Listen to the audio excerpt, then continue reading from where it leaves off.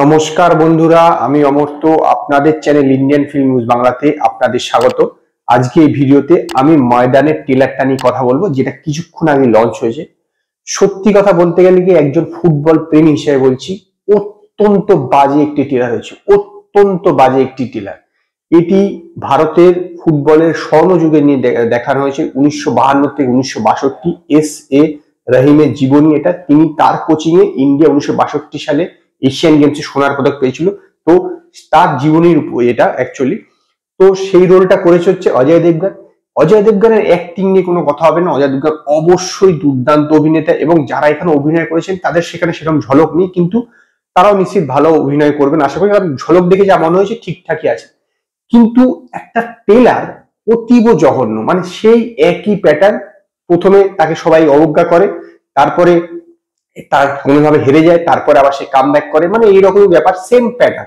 Same pattern যেরকম একটা sports এর ইসেতে যে কোনো স্পোর্টস বায়োপিকে আপনারা দেখতে পাবেন, সেই প্যাটার্নটাও এখানে ফলো করা হয়েছে। ডাইরেক্টর হচ্ছে অমিত শর্মা। আমার মানে কি বলবো, ট্রেলারটা না আমার মতে এতটুকু একটু দাগ কাটতে পারেনি, এবার যখন টিজারটা বেরিয়েছিল, টিজারে যেরকম একটা গোলটা দেখানো হয়েছিল, এখানে সেরকম টাইপের কিছু একটা দুর্দান্ত যে খেলার বিভিন্ন মোমেন্টস গুলো দেখানো হবে সেইটা একটু আশা করেছিলাম, কিন্তু এতটুকু মোমেন্টস দেখানো হচ্ছে না। প্রায় 2 বছর ধরে এই সিনেমাটা তৈরি হয়ে পড়ে রয়েছে। তো এবার ফাইনালি জি এটা রিলিজ করে দিচ্ছে এই ঈদে বড়ে মিয়া ছোটি মিয়ার সঙ্গে। আমার তো মনে হয় বড়ে মিয়া ছোটি মিয়া যদি ব্লকবাস্টার, এটা হবে ডিজাস্টার। যেরকম ভাবে এটা ট্রেলারটা দেখেই কার ভক্তি হবে না যে সিনেমাতে হলে গিয়ে দেখি পয়সা খরচা করে। এখনকার দিনে একটা সিনেমা ট্রেলারের কত ইম্প্যাক্ট থাকে, যে একটা লোককে আগ্রহ বাড়ানোর জন্য যে সিনেমা লেগে সে যেন সিনেমাটা দেখে।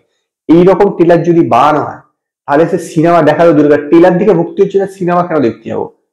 এটি হলো মূল বিষয়বস্তু। মানে এতটুকু ভালো না। এবং যেভাবে মানে পুরো জিনিসটাকে যেভাবে প্রেজেন্ট করা হয়েছে, যেটা বললাম সেম প্যাটার্ন প্রেজেন্ট করা হয়েছে, কোনো রকম কিছু মানে আকর্ষণীয় কিছু নেই। এখানে অযথা বৃষ্টি ব্যবহার করা হয়েছে একটা বিষয়, মানে সম্ভবত পুরো সিনেমাটাতে হয়তো বৃষ্টির ব্যাপার থাকবে। তো একটা নতুন করে আকর্ষণ সৃষ্টি করার জন্য, কিন্তু সত্যি কথা বলতে গেলে কি এতটুকু ভালো লাগছে না।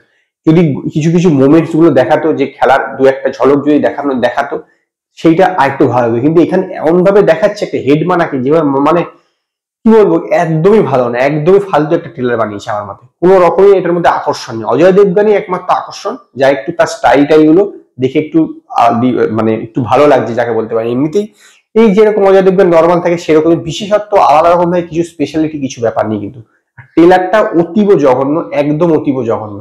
সত্যি কথা বলতে গেলে অতীব জঘন্য হয়েছে। এই কারণে আমি ট্রেলারটাকে 5-এর মধ্যে 1টা স্টার দেবো, 1টা স্টার। আমি এই সিনেমাটাকে মনে করছি না, আমি মনে হয় না এই সিনেমাটা আদৌ মানে বড় মিয়া ছোট মিয়ার সামনে দাঁড়াতে পারবে। তো আপনারা যদি ময়দানের ট্রেলারটা দেখে থাকেন, তো আপনারা আমায় কমেন্টে জানান আপনাদের এই বিষয়ে কি মতামত।